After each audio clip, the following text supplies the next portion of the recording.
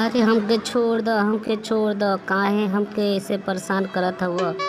हमरा पिछवाड़ा में काहे सुई लगावत हउआ।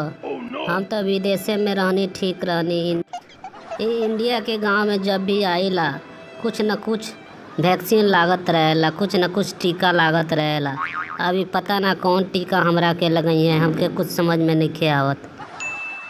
अरे पप्पू बेटा, काहे घबरात हो।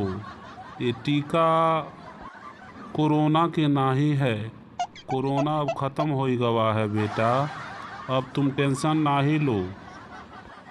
अरे ई टीका हम काहे लगावत तनी तोके मालूम बा।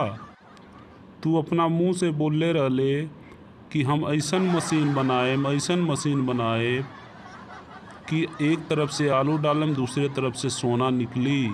तो मशीन लैले काहे नाही। वही मशीन के याद दिलाव खतरा तोके वैक्सीन लगावल बहुत ज़रूरी बा। तू मशीन ला, हमनी के सोना उगलवाई।